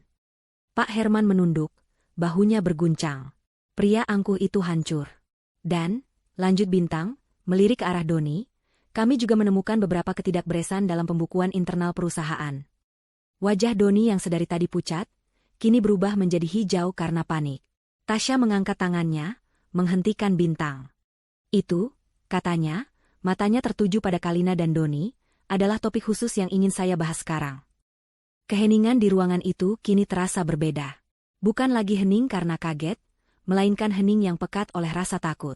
Tatapan Tasya beralih dari Pak Herman yang hancur, ke Doni dan Kalina. Kalina meremas-remas tangannya di pangkuan, sementara Doni berusaha keras untuk terlihat tenang, namun keringat dingin di pelipisnya mengkhianatinya. Anda terlihat gugup, Mas Doni, kata Tasya, suaranya terdengar santai, seolah sedang mengomentari cuaca. Kenapa begitu? Bukankah Anda direktur keuangan di perusahaan ayah Anda? Seharusnya Anda yang paling tahu kondisi perusahaan. Aku tidak tahu apa-apa soal utang ini, gagap Doni. Ayah yang mengurus semuanya. Aku. Oh, tentu saja, potong Tasya. Anda tidak tahu soal utang. Anda terlalu sibuk dengan hal lain. Misalnya, Tasya mencondongkan tubuhnya sedikit, menciptakan faktur-faktur fiktif. Wajah Doni memutih. Aku tidak mengerti maksudmu. Tidak mengerti? Tasya tersenyum. Asisten Bintang, tolong segarkan ingatan Tuan Doni. Bintang mengangkat tabletnya. Ia tidak perlu membaca. Ia sudah hafal di luar kepala. Tuan Doni, selama 3 tahun terakhir, Anda telah menyetujui pembayaran kepada 3 perusahaan pemasok cangkang. Perusahaan-perusahaan itu, Serat Emas, Benang Mulia, dan Sutra Abadi, semuanya fiktif. Perusahaan itu terdaftar atas nama sopir pribadi Anda, asisten rumah tangga Anda, dan Bintang melirik Kalina, sepupu Nyonya Kalina. Kalina terkesiap, menutup mulutnya dengan tangan. Total dana yang Anda gelapkan dari perusahaan permata, lanjut Bintang, suaranya datar, adalah 32 miliar rupiah. Bohong. Fitnah, teriak Doni, akhirnya menemukan suaranya dalam kepanikan. Kau tidak punya bukti. Oh, kami punya, kata Tasya tenang. Kami punya salinan transfernya. Kami punya rekaman CCTV Anda bertemu dengan pemilik rekening fiktif itu. Dan yang paling menarik, kami punya jejak uangnya. Tasya menoleh ke Kalina. Mata Kalina membelalak ngeri. Nyonya Kalina, sapa Tasya, suaranya manis seperti madu beracun. Anda pasti sangat mencintai suami Anda, sampai rela membiarkan nama Anda dipakai untuk membuka rekening rahasia di bank swasta di luar negeri. Sebuah rekening yang sekarang berisi berapa, Bintang? 30 miliar rupiah. 2 miliarnya mungkin sudah dipakai untuk membeli mobil sport yang tadi pagi ditarik, jawab Bintang. Kalina mulai terisak. Bukan isak tangis sedih, tapi isak tangis panik seseorang yang baru saja kehilangan segalanya. Tidak, itu uangku. Itu uang tabunganku. Jangan ambil uang itu. Uangmu? Tasya menaikkan alisnya. Itu bukan uangmu, Kalina. Itu uang perusahaan. Uang yang seharusnya bisa dipakai ayah mertuamu untuk membayar cicilan utangnya.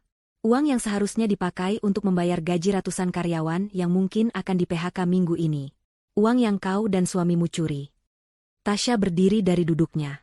Ia berjalan pelan ke arah Kalina, yang kini gemetar hebat di sofa. Tasya berjongkok di depannya, menyejajarkan mata mereka. Kalina tidak berani menatapnya.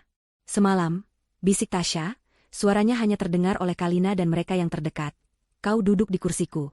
Kau tersenyum sinis saat aku jatuh di lantai. Kau merasa seperti ratu, di atas, si gembel. Tasya menatap lurus ke mata Kalina yang basah oleh air mata. Kau tahu harga kursi itu, Kalina? Kursi yang kau duduki dengan sombongnya tadi malam. Kalina hanya bisa menggeleng, terisak. Harganya adalah kebebasan suamimu. Dan semua uang curianmu. Apa maksudmu, isak Kalina? Bintang, kata Tasya, tanpa menoleh. Apa status hukum dari bukti-bukti ini? Bintang menjawab dengan lugas. Bukti ini sangat kuat, Nyonya. Cukup untuk menjerat Tuan Doni atas pasal penggelapan dalam jabatan, dan Nyonya Kalina atas pasal pencucian uang. Tuntutan minimal, 15 tahun penjara untuk Tuan Doni, dan 7 tahun untuk Nyonya Kalina. Tubuh Kalina menegang. Doni, di belakangnya, ambruk ke lantai. Tidak, jangan penjara, kami akan kembalikan uangnya. Kami kembalikan, seru Doni putus asa. Terlambat, kata Tasya. Uang itu sudah kami bekukan pagi tadi. Uang itu akan kembali ke perusahaan. Sebagai pemilik baru, saya yang akan memutuskannya. Tasya akhirnya beralih ke Ibu Sarah. Ibu mertuanya itu duduk membatu, wajahnya pucat pasi, mulutnya terbuka, tidak bisa lagi berteriak. Semua kesombongannya telah menguap. Dan Anda, Ibu Sarah, kata Tasya, suaranya kembali mengeras. Anda adalah alasan utama kita semua ada di sini. Anda yang mengajariku pelajaran berharga semalam. Bahwa di dunia ini, hanya orang terhormat yang boleh duduk di meja makan. Bahwa, gembel, sepertiku tempatnya di lantai. Tasya berjalan ke hadapan Ibu Sarah dan menatapnya lurus. Lihat saya sekarang. Gembel ini, yang memegang nasib seluruh keluarga terhormat Anda. Gembel ini yang memutuskan apakah menantu kesayangan Anda, Kalina, dan putra sulung Anda, Doni, akan tidur di penjara malam ini atau tidak. Ibu Sarah gemetar. Ia membuka mulutnya, mencoba mengatakan sesuatu. Mungkin memohon. Mungkin mengutuk. Tapi yang keluar hanya suara erangan pelan. Ia telah kehilangan suaranya. Akhirnya, Tasya menatap suaminya. Rizky, yang masih berlutut di lantai, di antara pecahan cangkir dan tumpahan air teh. Ia menatap Tasya dengan ekspresi yang tak terbaca. Ada ketakutan, ada penyesalan, ada kebencian, dan ada cinta yang menyakitkan. Tasya, bisiknya. Kenapa? Kenapa kau lakukan ini pada kami? Padaku? Aku tahu aku salah, Tasya. Aku tahu aku pengecut. Tapi, sampai sejauh ini, menghancurkan kami semua? Tasya menatap suaminya. Untuk pertama kalinya, tatapan dinginnya sedikit melembut. Tapi bukan melembut karena cinta. Melembut karena kasihan. Aku tidak menghancurkan kalian, Mas Rizky, katanya pelan. Kalian yang menghancurkan diri kalian sendiri. Ayahmu dengan utangnya. Kakakmu dengan pencuriannya. Ibumu dengan kesombongannya. Dan kau. Tasya berjongkok di depan Rizky, di antara pecahan beling. Dan kau dengan diammu. Aku tidak pernah meminta dibelikan berlian. Aku tidak pernah meminta rumah mewah. Aku hanya minta satu hal darimu, untuk membelaku. Untuk berdiri di sisiku. Untuk melindungiku, bukan dari dunia, tapi dari keluargamu sendiri. Air mata akhirnya menggenang di mata Tasya, tapi tidak jatuh. Semalam, aku memberimu kesempatan terakhir. Saat ibumu mendorongku, aku melihat matamu. Kau diam. Kau membiarkannya. Kau lebih memilih harga dirimu yang palsu daripada harga diriku yang diinjak-injak. Kau memilih mereka. Jadi pagi ini, aku memilih diriku sendiri. Tapi aku mencintaimu, Tasya. Seru Rizky, mencoba meraih tangan Tasya. Tasya menarik tangannya. Tidak. Kau tidak mencintaiku. Kau mencintai gagasan tentang dirimu yang menikahi gadis miskin. Kau mencintai perasaan superioritasmu. Cintamu tidak cukup. Tasya berdiri. Ia merapikan jasnya yang tidak kusut. Ia sudah selesai. Bintang, katanya, suaranya kembali tegas. Apa status Tuan Doni saat ini? Asisten Bintang memeriksa jam tangannya. Tim kepolisian dari Unit Kejahatan Ekonomi sudah menunggu di luar radius 1 kilometer. Nyonya. Mereka menunggu perintah Anda untuk menjemput Tuan Doni dan Nyonya Kalina. Mata Kalina dan Doni membelalak ngeri. Ibu Sarah menjerit tertahan. Tasya menatap Doni, lalu Kalina. Pilihan yang menarik, bukan? Katanya. Kursi di restoran, atau kursi di ruang interogasi. Ia berjalan menuju pintu, pengawalnya membukakan jalan. Tunggu, teriak Pak Herman, suaranya parau. Apa yang kau inginkan dari kami? Apa yang harus kami lakukan agar kau tidak memenjarakan anak-anakku? Tasya berhenti di ambang pintu. Ia menoleh sedikit, menatap mereka semua untuk terakhir kalinya. Saya ingin kalian belajar, katanya. Dan pelajaran pertama akan dimulai dengan surat cerai. Kata, surat cerai, menggantung di udara yang sesak itu, lebih berat daripada semua ancaman kebangkrutan yang telah terucap. Itu adalah vonis yang bersifat pribadi, sebuah sayatan yang jauh lebih dalam daripada sekadar penyitaan aset. Pak Herman, Ibu Sarah, Doni, dan Kalina membeku. Mereka baru saja ditawari secerca harapan. Kemungkinan pembebasan Doni dan Kalina dari penjara, dan kini Tasya mengaitkannya dengan perceraian Rizky. Mata mereka semua beralih kepada Rizky, yang masih berlutut di lantai, dikelilingi pecahan beling. Rizky mendongak. Wajahnya hancur oleh air mata dan kebingungan. Cerai? Tasya, tidak, jangan. Jangan lakukan ini. Aku tahu aku salah. Tapi cerai? Ia mencoba merangkak maju, ingin menyentuh kaki Tasya, tapi pengawal di belakang Tasya berdeham pelan, sebuah peringatan yang membuat Rizky membeku. Aku bisa berubah. Tasya, aku bersumpah. Aku akan meninggalkan mereka. Aku akan ikut denganmu. Aku akan jadi suami yang kau inginkan. Tasya menatapnya tanpa ekspresi. Kau akan ikut denganku? Kenapa? Karena sekarang aku kaya? Karena aku punya kuasa? Begitu, Mas Rizky? Dulu saat aku gembel, kau bahkan tidak bisa berdiri di sampingku. Sekarang aku punya segalanya. Kau mau ikut denganku? Itu bukan cinta. Itu oportunisme. Bukan, teriak Rizky. Aku mencintaimu. Cintamu tidak relevan lagi, jawab Tasya, suaranya dingin mematikan. Rizky, diam, bentak Pak Herman tiba-tiba. Ia melihat situasi ini dengan kacamata bisnis. Penjara Doni versus pernikahan Rizky. Baginya, pilihannya mudah. Tasya, Nyonya Tasya, ia mengoreksi dirinya, suaranya parau. Jika itu yang Anda inginkan. Jika perceraian Rizky adalah harga untuk kebebasan Doni, kami setuju. Ibu Sarah, yang sedetik lalu masih syok, kini menatap Rizky dengan tajam. Rizky, dengar ayahmu. Untuk apa mempertahankan gembel tidak tahu diuntung ini? Dia sudah menghancurkan kita. Ceraikan dia sekarang. Ironi dari ucapan itu begitu pekat. Semalam, Ibu Sarah menghina Tasya karena miskin. Hari ini, ia memerintahkan Rizky menceraikan Tasya karena wanita itu ternyata terlalu kaya dan berkuasa. Rizky menatap ibunya, lalu ayahnya. Wajah mereka tidak menunjukkan simpati padanya, hanya ada ketamakan dan ketakutan. Mereka siap mengorbankannya, seperti mereka selalu siap mengorbankan Tasya. Kalian, bisik Rizky. Kalian jahat. Kami realistis, seru Doni, yang kini melihat jalan keluar dari jerat penjara. Ayo, Rizky, tanda tangan. Selamatkan aku. Selamatkan Mbak Kalina. Kalina ikut mengangguk-angguk histeris. Iya, Rizky. Cepat, lakukan apa yang dia mau. Rizky menatap keluarganya yang mendesaknya, lalu kembali menatap Tasya. Wanita yang dulu ia cintai, atau ia kira ia cintai, kini berdiri di sana seperti seorang hakim. Tasya memberi isyarat kepada Bintang. Asistennya itu melangkah maju, membuka kembali kopernya. Ia tidak mengeluarkan satu, tapi 2 set dokumen. Seperti yang saya katakan, ini adalah pelajaran, kata Tasya. Dan ini adalah ujian terakhirmu, Mas Rizky. Bintang meletakkan set dokumen pertama di atas meja. Ini adalah surat gugatan cerai. Sudah saya siapkan.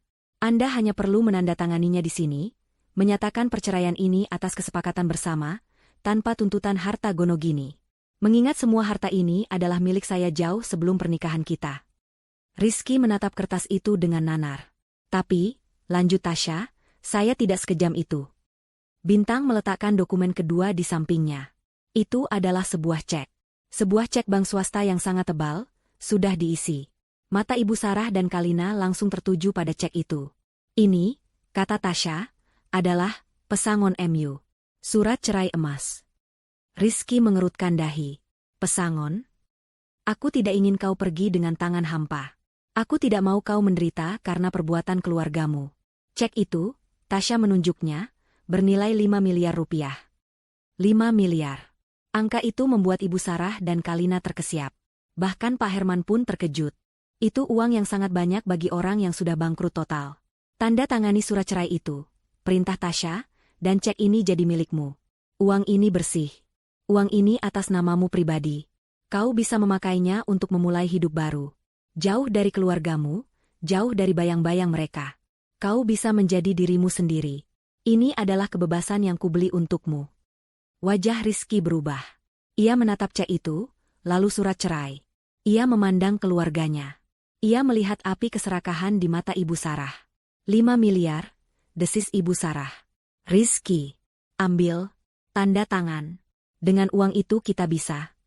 Uang itu untukku, potong Rizky, suaranya tiba-tiba menajam, menatap ibunya. Bukan untuk kalian. Tentu saja untukmu, nak, kata Ibu Sarah, nadanya tiba-tiba berubah manis dan menjijikan.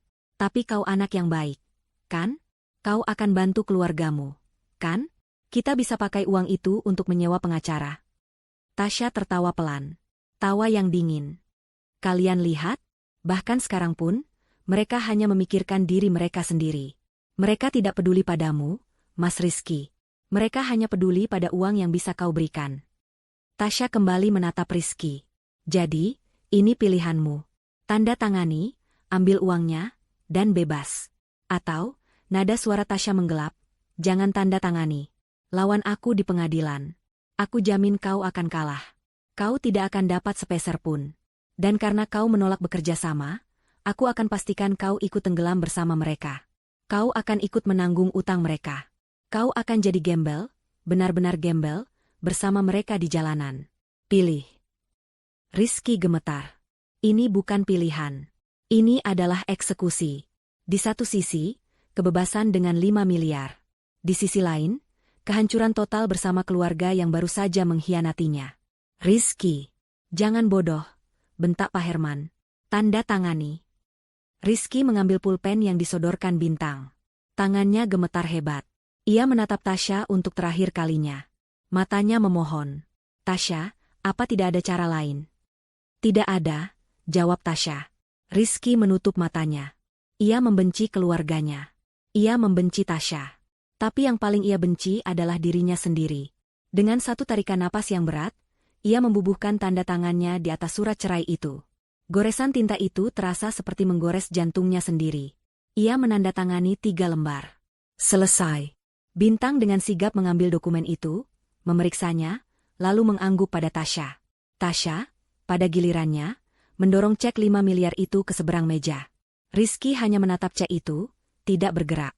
Ibu Sarahlah yang bergerak. Dengan gerakan secepat ular, tangannya menjulur hendak mengambil cek itu. Sini, biar ibu yang simpan. Plah, tangan Tasya menepis tangan ibu Sarah dengan keras. Tidak terlalu keras untuk mencederai, tapi cukup keras untuk mempermalukan. Ibu Sarah memeki kaget, memegangi punggung tangannya yang memerah. Jangan sentuh itu, desis Tasya. Itu uangnya Rizky. Bukan uang Anda. Tasya menatap Rizky yang masih terduduk. Ambil cekmu, Mas. Itu milikmu. Rizky perlahan mengambil cek itu. Kertas itu terasa berat di tangannya. Nah, kata Tasya, bertepuk tangan sekali, pelan. Pelajaran pertama selesai. Kalian semua sudah mengorbankan pernikahan Rizky. Ia tersenyum pada Doni dan Kalina, yang wajahnya kini sedikit lega. Tunggu, kata Kalina, suaranya bergetar. Jadi kami bebas? Kau tidak akan memenjarakan kami. Tasya tertawa. Kali ini tawa yang tulus, namun terdengar menakutkan. Bebas? Siapa bilang kalian bebas? Wajah Doni dan Kalina langsung jatuh. Tapi Rizky sudah tanda tangan. Itu kesepakatannya. Kalian salah paham, kata Tasya, senyumnya lenyap. Kesepakatan tadi adalah antara aku dan Rizky. Tanda tangannya, untuk cek 5 miliar itu. Kebebasannya, untuk perceraian kami. Tasya menatap lurus ke arah Doni. Tanda tangan Rizky tadi hanya membeli kebebasannya sendiri. Kebebasanmu dan istrimu, Mas Doni, itu harganya beda. Kepanikan langsung meledak di wajah Doni dan Kalina. Apa? Kau menjebak kami? Teriak Doni. Itu tidak adil. Kau bilang. Saya bilang apa? Potong Tasya. Saya bilang ini adalah pelajaran. Pelajaran pertama adalah surat cerai. Kalian semua lulus dengan nilai buruk. Sekarang, selamat datang di pelajaran kedua, konsekuensi. Tasya, jangan. Rizky, yang masih memegang ceknya, tiba-tiba angkat bicara. Cukup. Kau sudah dapatkan semuanya. Kau sudah menghancurkan kami. Kau sudah menceraikanku. Apa itu belum cukup? Lepaskan mereka. Tasya menoleh pada mantan suaminya itu. Mas Rizky, kau sekarang orang bebas. Dan kaya. Kau tidak punya urusan lagi di sini. Kenapa kau masih membela mereka? Keluarga yang sama yang rela menjualmu demi uang. Rizky terdiam. Tasya kembali fokus pada keluarga inti Adijaya. Kalian ingin tahu harga kebebasan Doni dan Kalina? Pak Herman mengangguk lemah. Ia siap mendengar angka triliunan. Ia siap menyerahkan sisa hidupnya. Harganya, kata Tasya, bukan uang. Kalian sudah tidak punya uang. Harganya adalah kehormatan kalian. Sesuatu yang kalian junjung tinggi, yang kalian pakai untuk menginjakku. Tasya melirik ke jam dinding. Sekarang pukul 10:30. Saya beri kalian waktu, 1 jam. Tepat pukul 11:30, kalian berempat, ia menunjuk Pak Herman, Ibu Sarah, Doni, dan Kalina, harus sudah keluar dari rumah ini. Keluar? Tanya Ibu Sarah bingung. Tentu saja kami akan keluar. Kami akan ke rumah kami. Tidak, potong Tasya. Kalian tidak mengerti. Kalian akan keluar dari rumah ini. Lalu tim saya akan mengantar kalian ke rumah mewah kalian. Kalian punya waktu 30 menit di sana. Kalian hanya boleh membawa 1 koper kecil. Isinya pakaian seperlunya. Tidak ada perhiasan, tidak ada dokumen, tidak ada barang mewah.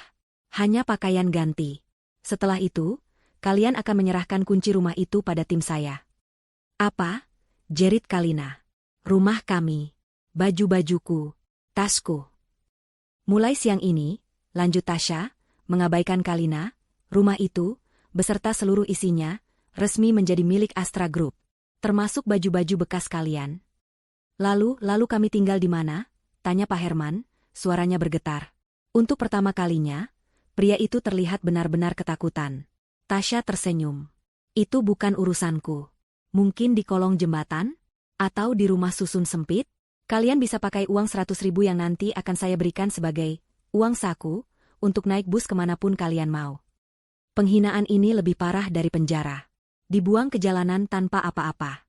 Jika, Tasya melanjutkan, kalian menuruti semua ini tanpa perlawanan. Jika kalian keluar dari sini, berkemas, dan menyerahkan kunci tepat waktu, saya akan mempertimbangkan untuk tidak menyerahkan berkas penggelapan itu ke polisi. Saya akan menahannya. Anggap saja itu jaminan. Tapi jika kalian melawan, mata Tasya menyipit, jika kalian berteriak, jika kalian mencoba kabur, atau mencoba menyembunyikan aset maka detik itu juga, saya akan menelepon polisi. Doni dan Kalina akan dijemput. Paham? Itu adalah ultimatum yang sempurna. Mereka tidak punya pilihan. Ibu Sarah, yang sedari tadi menahan amarahnya, akhirnya meledak. Ia tidak bisa menerima ini. Dihina, dibangkrutkan, dan kini diusir oleh gembel yang dulu ia injak-injak. Kau iblis, taunya. Matanya merah. Ia menerjang maju, melewati Rizky, melewati meja, tangannya yang terulur dengan kuku-kuku panjang teracung, mengincar wajah Tasya. Kau iblis berhijab. Mati kau. Tapi ia bahkan tidak bisa menyentuh ujung hijab Tasya. Agus, pengawal berbadan tegap itu, bergerak. Dengan satu gerakan luwes, ia mencegat Ibu Sarah, mencengkeram kedua pergelangan tangannya, dan memutarnya ke belakang punggung wanita itu. Ibu Sarah menjerit kesakitan dan kaget. Agus menahannya dengan mudah, seperti menahan anak kecil yang mengamuk. Lepaskan aku. Sakit. Lepaskan. Nyonya, tolong tenang, kata Agus, suaranya datar. Anda lihat, kata Tasya, berjalan mendekati Ibu Sarah yang kini tak berdaya. Ia menatap lurus ke mata ibu mertuanya yang penuh kebencian. Ini yang Anda ajarkan padaku, Bu, bahwa kekuasaan adalah segalanya. Bahwa yang kuat boleh menindas yang lemah. Semalam, Anda kuat, dan saya lemah. Hari ini, Tasya tersenyum, peran kita bertukar. Ia memberi isyarat pada Agus. Lepaskan dia. Beri dia waktu untuk berkemas. Agus mendorong Ibu Sarah ke arah Doni. Ibu Sarah jatuh terduduk, terisak-isak dalam amarah dan kekalahan. Waktu kalian dimulai dari sekarang, kata Tasya. 1 jam. Suasana berubah menjadi hiruk-pikuk yang menyedihkan. Kalina menangis meraung-raung sambil berlari ke kamar Rizky, mencari koper. Doni mengikutinya, wajahnya kosong. Pak Herman hanya duduk di sofa, menatap dinding, hancur total. Ibu Sarah, setelah beberapa saat, bangkit dengan sisa-sisa harga dirinya, dan mulai mengemasi apa saja yang bisa ia temukan di dapur, mungkin beberapa makanan kering.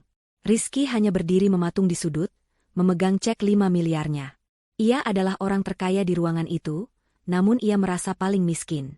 Tasya, Bintang, dan 2 pengawalnya keluar dari rumah kontrakan sempit itu. Mereka menunggu di luar, di sebelah mobil sedan mewah berwarna hitam yang terparkir di gang sempit, kontras dengan lingkungan sekitarnya. Tetangga mulai berbisik-bisik, menatap mobil mewah itu dan keributan di dalam rumah Rizky. Tepat pukul 11.30, pintu terbuka. Keluarga Adijaya keluar satu persatu. Mereka terlihat seperti pengungsi. Pak Herman berjalan gontai, dipapah oleh Doni. Kalina membawa 1 koper kecil, matanya bengkak. Ibu Sarah berjalan paling akhir, dagunya terangkat tinggi, tatapannya membara penuh kebencian. Mereka berjalan melewati Tasya yang bersandar di mobilnya. Saat Ibu Sarah melewatinya, ia berhenti. Ia berdesis, kau akan menyesal, Tasya. Kau akan dikutuk seumur hidupmu karena ini. Tasya hanya tersenyum tenang. Kutukan dari Anda terdengar seperti doa bagi saya, Bu. Selamat menikmati hidup baru Anda. Saat mereka berempat mulai berjalan kaki ke ujung gang untuk mencari taksi, di bawah tatapan bingung para tetangga, Tasya memanggil mereka sekali lagi. Ah, 1 lagi. Ibu Sarah berhenti, tapi tidak menoleh. Restoran Imperial. Tempat kita makan malam semalam, kata Tasya, suaranya terdengar jelas di udara siang yang panas. Saya baru saja membelinya pagi ini. Hanya untuk memastikan. Saya sudah memberikan instruksi permanen kepada manajer di sana. Tasya berhenti sejenak, membiarkan kata-katanya meresap. Wajah Anda, wajah Kalina, dan wajah Pak Herman resmi dilarang masuk selamanya. Bahkan hanya untuk menggunakan toilet. Ibu Sarah tidak berbalik. Tapi bahunya bergetar hebat. Ia lalu mengeluarkan suara erangan panjang yang tertahan, suara binatang yang terluka parah. Tanpa berkata apa lagi, ia berjalan tertatih-tatih, menyeret kakinya, meninggalkan kehormatan dan hidupnya di belakang.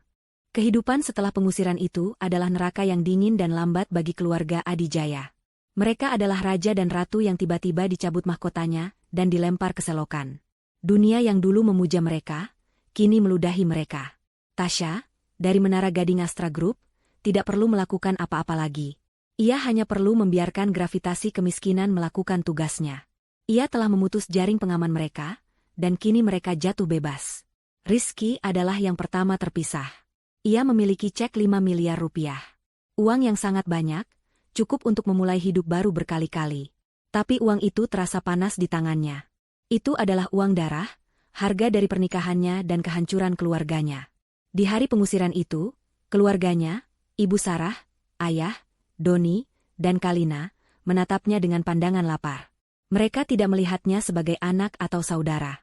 Mereka melihatnya sebagai kantong uang berjalan. Rizky, nak, kita harus sewa apartemen mewah, desis ibunya. Kita harus pakai uang itu untuk melawan dia. Malam itu, di sebuah hotel melati murah tempat mereka menginap untuk sementara, Rizky membuat keputusan. Saat mereka semua tertidur, Rizky pergi. Ia membawa cek itu dan menghilang.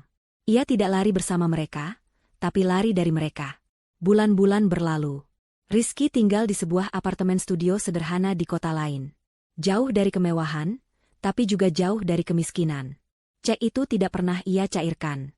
Cek itu tergeletak di laci mejanya, seperti sebuah monumen kegagalannya. Ia mencoba hidup dari sisa-sisa tabungan lamanya. Ia mendapatkan pekerjaan di sebuah perusahaan kecil. Setiap malam, ia duduk sendirian di balkon, memandangi lampu kota. Ia sering membuka ponselnya, mengetik pesan untuk Tasya, lalu menghapusnya. Apa yang bisa ia katakan? Maaf. Kata itu terlalu kecil. Ia sering mencari berita tentang Tasya. Wanita yang dulu menyetrika kemejanya itu kini ada di mana-mana. Nyonya Tasya, CEO jenius dari Astra Group. Wajahnya yang berhijab menghiasi sampul majalah bisnis. Ia berbicara di forum-forum internasional. Ia terlihat tenang, kuat, dan tak tersentuh. Rizky menyadari, ia tidak pernah benar-benar mengenal istrinya. Ia telah diberi sebuah permata, tapi ia malah membuangnya karena mengira itu hanya kerikil biasa. Karma Rizky bukanlah kemiskinan. Karmanya adalah penyesalan seumur hidup. Ia memiliki uang untuk membeli apapun, kecuali satu hal, waktu yang telah berlalu dan kesempatan yang telah ia sia-siakan. Bagi sisa keluarga Adijaya, kejatuhan mereka jauh lebih brutal. Tanpa uang Rizky, mereka benar-benar terlempar ke jalanan. Pak Herman, sang patriark yang angkuh, hancur mentalnya. Pria yang dulu memimpin ribuan karyawan itu, kini hanya duduk termangu di sebuah rumah susun sempit yang berhasil mereka sewa, dengan sisa-sisa uang yang disembunyikan Doni. Ia tidak berbicara. Ia hanya menatap dinding. Perusahaannya, warisannya, harga dirinya, semua lenyap. Karmanya adalah hidup cukup lama untuk melihat kerajaannya runtuh menjadi debu di depan matanya sendiri.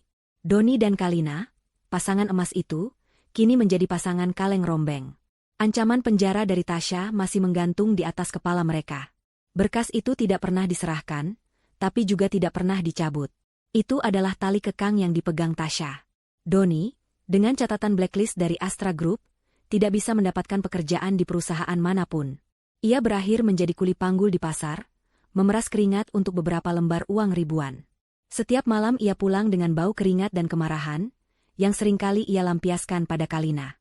Kalina, si sosialita cantik, adalah yang paling menderita. Kehidupannya adalah tentang penampilan. Kini, penampilannya hancur. Tanpa perawatan mahal, kulitnya kusam. Tanpa gaun desainer, ia hanya memakai daster murah. Ia harus belajar melakukan apa yang dulu ia hina, mencuci, memasak, dan mengantri. Puncak kehinaannya terjadi 6 bulan setelah pengusiran. Uang mereka habis. Doni belum gajian. Mereka tidak makan selama sehari. Dengan perut melilit, Kalina terpaksa pergi ke dapur umum yang diadakan sebuah yayasan. Ia berdiri di antrian panjang yang bau, di antara para pengemis dan pemulung. Ia menundukkan kepalanya dalam-dalam, menutupi wajahnya. Ia menangis tanpa suara saat tangannya yang kasar menerima sebungkus nasi dan sepotong tempe. Di seberang jalan, ia melihat sekilas seorang wanita dari lingkaran arisan lamanya, turun dari mobil mewah. Wanita itu melihat Kalina, matanya membelalak kaget, lalu cepat-cepat membuang muka dan masuk ke sebuah butik. Saat itulah Kalina sadar, ia bukan hanya miskin, ia telah menjadi tak kasat mata. Tapi karma terberat, disiapkan khusus untuk Ibu Sarah. Harga dirinya terlalu tinggi untuk tinggal bersama Doni dan Kalina di rumah susun. Setelah Rizky kabur, ia menyalahkan semua orang. Ia bertengkar hebat dengan Doni dan Pak Herman, lalu pergi membawa sisa perhiasan imitasi yang bisa ia sembunyikan. Ia mencoba mencari pekerjaan. Tapi apa yang bisa dilakukan wanita tua sombong yang tidak punya keahlian selain menghina orang? Akhirnya, ia mendapatkan pekerjaan. Satu-satunya pekerjaan yang mau menerimanya tanpa referensi. Petugas kebersihan. 1 tahun setelah malam penghinaan itu, Ibu Sarah bekerja di sebuah gedung perkantoran megah di pusat kota. Ironisnya, gedung itu adalah salah satu properti milik Astra Group. Ia tidak tahu. Ia hanya tahu ia harus mengepel lantai dan membersihkan toilet. Suatu sore, ia ditugaskan membersihkan toilet eksekutif wanita di lantai 40. Toilet itu lebih mewah dari kamar tidurnya dulu. Marmer impor, cermin raksasa, dan wangi bunga lili yang mahal. Ia sedang berjongkok, menggosok noda kopi yang tumpah di lantai marmer putih. Hijab seragam kebersihannya yang kusam menempel di dahi karena keringat. Terdengar suara pintu terbuka, diikuti langkah sepatu hak tinggi yang mahal di lantai marmer. Klik, klah, klik, klah. Ibu Sarah tidak mendongak. Ia terlalu lelah dan terlalu malu untuk menatap wajah para wanita sukses yang memakai toilet ini. Ia hanya terus menggosok. Sepatu itu berhenti. Tepat di depannya. Sepatu stiletto kulit berwarna merah marun yang sangat mahal. Nodanya bukan di situ. Sebuah suara tenang terdengar dari atas. Noda yang sebenarnya ada di wastafel nomor 3. Ada bekas lipstik di sana. Ibu Sarah membeku. Jantungnya seakan berhenti berdetak. Ia kenal suara itu. Ia sangat mengenalnya.